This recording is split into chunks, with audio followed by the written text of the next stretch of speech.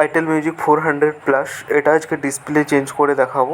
তো ডিসপ্লেটা কীভাবে চেঞ্জ করতে হয়, তো ডিসপ্লে চেঞ্জ করার আগে ডিসপ্লে পাতাতে যে ধুলো ময়লা লেগে থাকে তো ওটাকে পরিষ্কার করতে হয়। ভালোভাবে পরিষ্কার করার পরে আয়রনে সোল্ডিং রাঙা দিয়ে এটাকে অল্প অল্প করে ডিসপ্লে পাতাতে হিট করতে হয়, যাতে ডিসপ্লে পাতাটা আলগা হয়ে খুলে যায়। তো দেখতে পাচ্ছ এখন আমি সোল্ডিং করছি অল্প অল্প করে রাঙা দিয়ে। সোল্ডিং করার পরে ডিসপ্লে পাতার রাঙাটা নরম হয়ে গলে গেলে ডিসপ্লে পাতাটা হালকা হালকা করে উঠে আসে। তো দেখতে পাচ্ছ অল্প অল্প করে ওঠাতে হচ্ছে আর অল্প অল্প করে হিট দিতে হচ্ছে। তো ডিসপ্লে পাতাটা নরম হয়ে যাচ্ছে আর এক এক সাইড থেকে উঠে যাচ্ছে। তো এইভাবে ডিসপ্লে পাতাটা উঠে গেল। তো উঠে যাওয়ার পরে এটাকে সোল্ডিং করে নিতে হয় ভালোভাবে। পিনগুলোতে প্রপারলি সোল্ডিং করে এক্সট্রা রাঙাগুলোকে ক্লিন করে নিতে হবে। পরিষ্কার করার পরে এটাকে নতুন ডিসপ্লে একটা বের করে, তো নতুন ডিসপ্লেটা এর সঙ্গে প্রত্যেকটা পিনের সঙ্গে সমান রেখে এটাকে সোল্ডিং করে নিতে হবে ভালোভাবে। তো প্রত্যেকটা পিনের সঙ্গে পিন সোল্ডিং না হলে পরবর্তীতে হোয়াইট ডিসপ্লের সমস্যা দেখা দিতে পারে, এবং একটা পিনের সঙ্গে আর একটা পিন জয়েন্ট হয়ে গেলে এটা হোয়াইট ডিসপ্লে এবং শর্ট সার্কিটের সমস্যা দেখা দিতে পারে।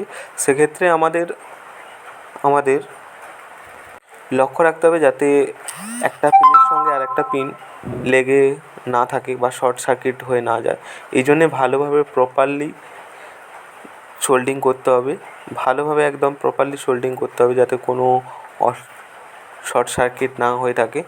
সোল্ডিং হওয়ার পরে এটাকে ক্লিন করে নিতে হবে, এক্সট্রা রাঙাগুলো যেগুলো থাকে তো এটাকে ক্লিন করে নিতে হবে ব্রাশের মাধ্যমে। না ক্লিন করলে পরবর্তীতে সমস্যা দেখা দিতে পারে। তো সোল্ডিং জাস্ট কমপ্লিট হয়ে গেছে। তো আরেকবার আমি এক্সট্রা রাঙাগুলোকে আয়রনের সাহায্যে বের করে দিচ্ছি বাইরে, যেটা এক্সট্রা অতিরিক্ত রাঙা রয়েছে যেটা সোল্ডিং পিনে, তো এটাকে আমি বাইরে বের করে দিচ্ছি। তো এরপরে আমি ব্রাশ দিয়ে এটাকে ক্লিন করে নেব যাতে এক্সট্রা রাঙাগুলো পড়ে যায়। আর এখন ডিসপ্লে ব্যাটারিটা একবার লাগিয়ে চেক করে নিচ্ছি।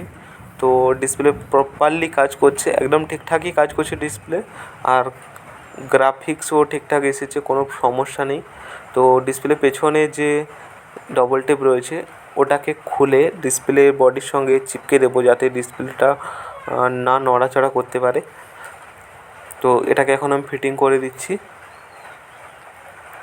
ফিটিং করার পর যে স্ক্রুগুলো রয়েছে, বডি স্ক্রুগুলো রয়েছে, ওগুলোকে ভালোভাবে লাগিয়ে দিয়ে কাস্টমারের সিম কার্ড আর মেমোরি কার্ড রয়েছে ওটাও ইনস্টল করে দেবো এর মধ্যে দিয়ে। ব্যাটারি লাগিয়ে আরেকবার চেক করে নেওয়া দরকার কাস্টমারকে ফোনটা দেওয়ার আগে। তো এটা ছিল মেমোরি কার্ড, সিম কার্ড আর ব্যাটারি। তো সেটা অন করে নিচ্ছি একবার, কিপ্যাডগুলো ঠিকঠাক কাজ করছে কিনা, বোতামগুলো ঠিকঠাক কাজ করছে কিনা দেখে নিচ্ছি একবার।